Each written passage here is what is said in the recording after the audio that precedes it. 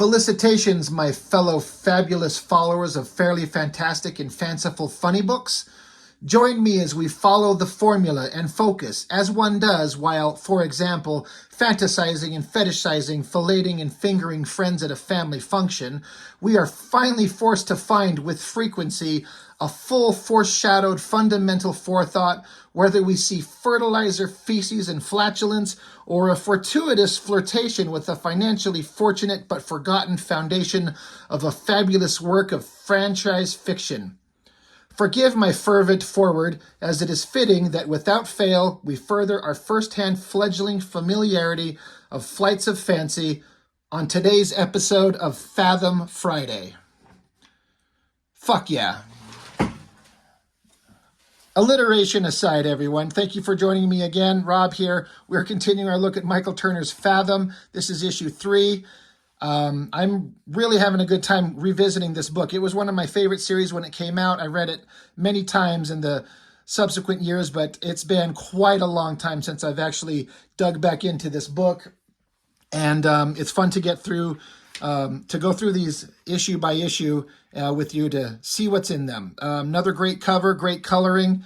Can't help but notice the artist in me that this head is kind of shaped a little funny. That ear is really far back on his head. Well, whatever. It's fine. Let's see what else we got. Starts out structurally the same way the other books do, with the big half face shot of one of the characters. This is the pilot from the previous issues. He's the one that was in that jet that could go underwater, fired the torpedo and blew up the facility that was underwater. He's talking about his past experiences with flying the B-2 bomber and then this F-24 Delta carrier-based fighter, some, I think, made-up jet that was so spooky to fly, and then he got to fly this new jet. He's a test pilot. He's good at what he does. He does awesome things.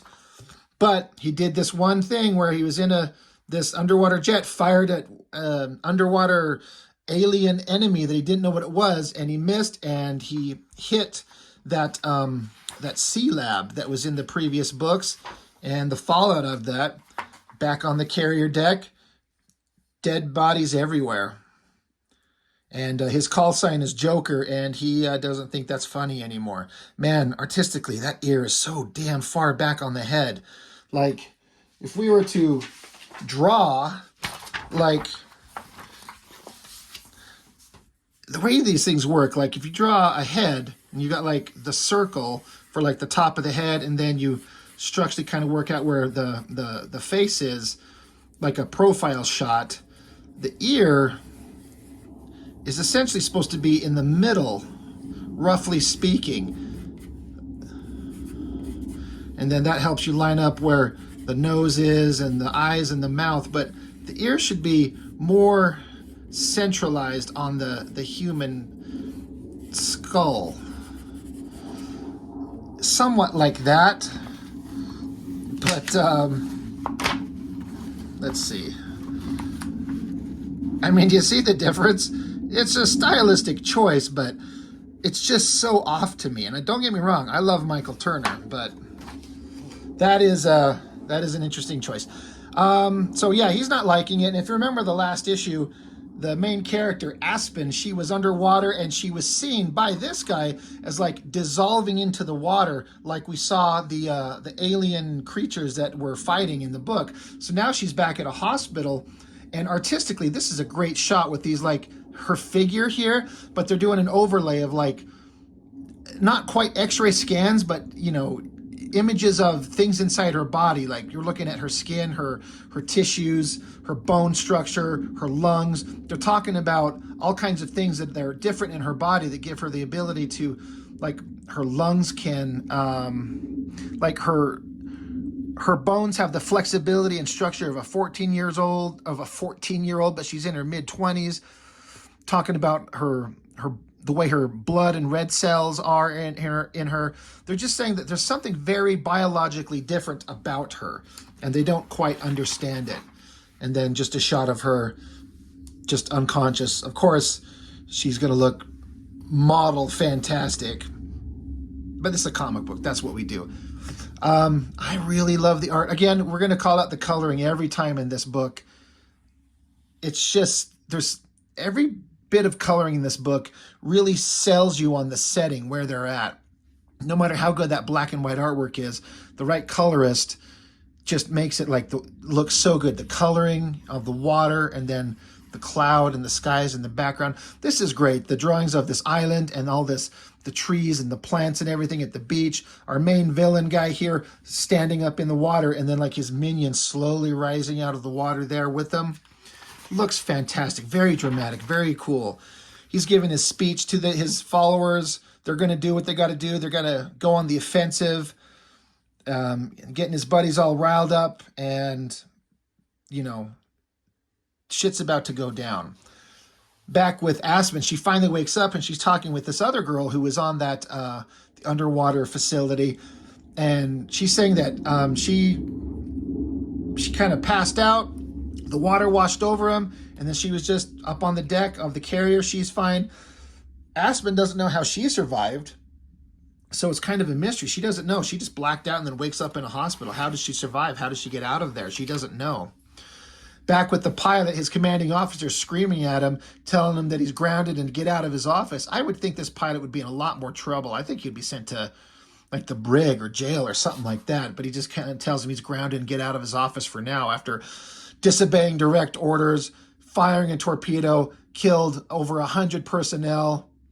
I mean, this guy I think would be in a lot more trouble. Man, look at that ear again. Look how far back on his skull it is. It's so weird. I can't help but see it. It's just so crazy. Anyway, he's not happy. Back with the Admiral. He's got some secret dealings that are going on. He knows more than he's letting on. He's obviously privy to some deep secrets, and he's, trying to deal with it.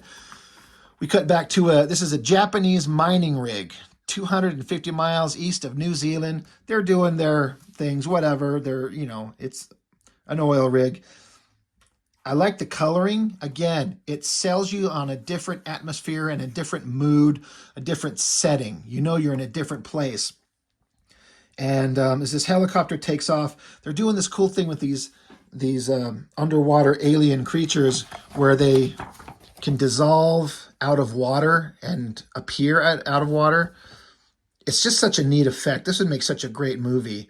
I couldn't imagine that the budget wouldn't be just god-awful horrible with anything with water, and these kind of special effects would be just a super expensive movie. But they're coming along. They're approaching this this oil rig. Going back to Aspen, she's out of the hospital and she's just kind of hanging on her surfboard out in the water. Again, look at this coloring. Like, you can't come up with these moods in a black and white comic book. You've got to have these great colors as the sun sets and just the atmosphere here. It's so great. This other guy shows up and just kind of engages her in conversation. Asks her if he wants to catch the next wave, and she doesn't want it. She's going to chill, so he just hits the wave there. Great line work, great coloring. Anyway, she gets out of the water, and the pilot, he shows up. He wants to talk to her, but she tells him that she needs to shower up first, so she leaves him. And here we are, another shower scene. We saw one in the Rejects comic, and we saw it in the Aphrodite 9 by David Finch. Michael Turner doesn't quite go as far with daring to show a naked female form, but that's okay. Not that I mind, but he's not flirting with the idea of showing a bare ass and then having a little wisp of steam covering. It's just silhouetted, she's showering, and that's all he wants to do. He never seemed to really want to push it too far like that, and that's fine. Great coloring, great inking. Man, the inks on this book are just fantastic. You know that this guy, the guys that do the inking, use this Hunt 102 for this fine line inking all over the place. They're so good with it. Back at that oil rig, great details with this background. One of these bad guys, it's like the water kind of comes up and then starts forming and then forms a guy. It's a really interesting kind of like weird power that they can turn into water and move into all kinds of different spaces. That would make them really hard to contain or follow. But this guy is working on something, turns and looks, and boom, he's dead. Man, I just want to show a close-up on this panel. I hope it shows the fine line work in there, the fine line inking, such tiny lines. It's really great. But yeah, that guy's dead. I love this scene right here.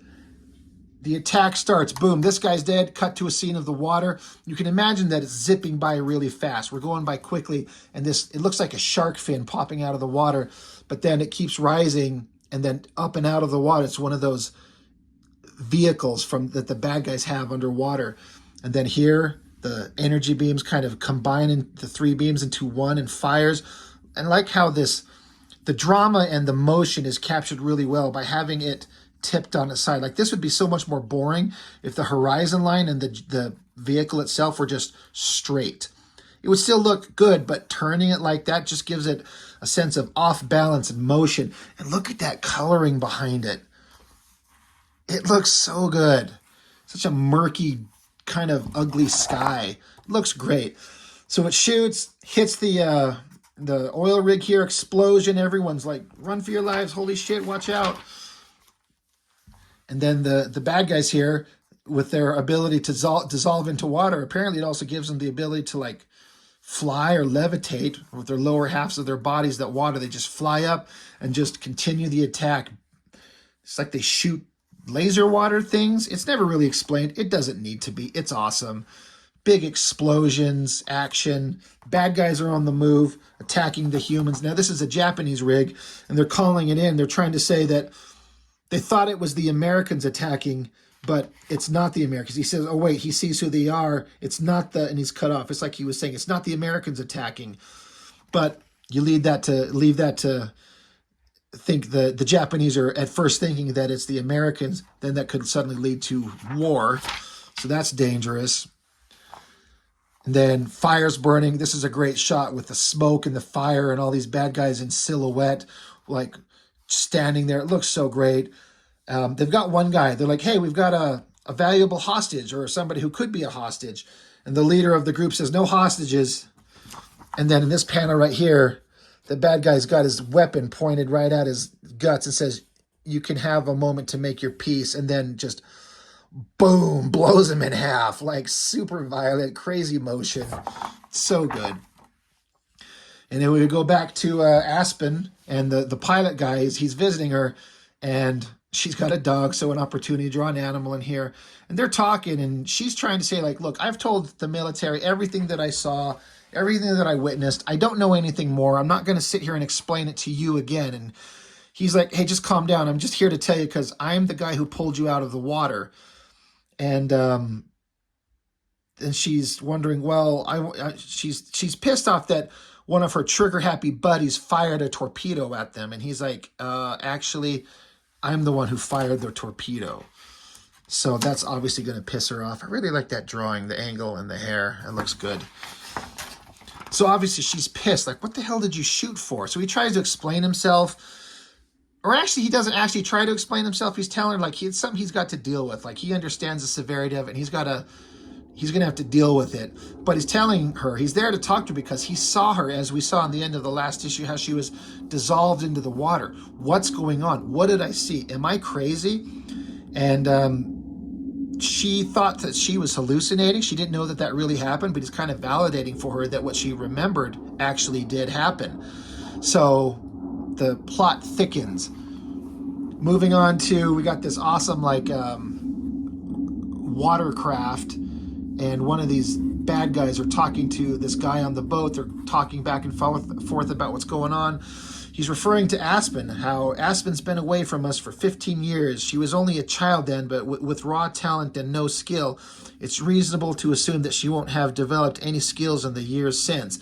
So these guys are all talking about that they know Aspen. They know this girl, and she was a child when she left, and now she's an adult. As we saw in the first issue, she was a kid, and then she disappeared, and then that she just showed back up. It's a mystery that we're digging into.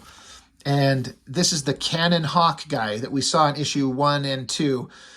Kind of, it seemed like a cool guy, mysterious, and the mystery just deepens with him. Great moonshot, another great shot of a vehicle. That's a really great looking boat.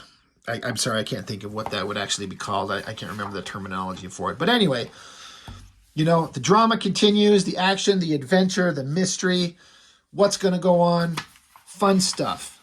Letters pages going on there, looking at issue 4 coming up, other books by the publishers, Wizard magazine when they were relevant and actually kind of meant something. So yeah, just a bunch of top cow stuff. So anyway, that's our issue of Fathom number 3. Fathom Friday, I'm going to kind of make it a thing. Why not? I'm just coming up with stupid stuff just for the fun of it. And Fathom is the first book. Well, not the first one. I'm actually going through Classic X-Men. So 2 series I'm going through issue by issue. It's fun. We're going to get through all the main first storyline because Michael Turner's book, his artwork, his vision, I thought it was really fun. A good adventure superhero comic. And I'm glad to go through it with everybody. Hope everyone enjoys it as well. So that's all I have for now. Thank you for joining me once again, and we will see you next time.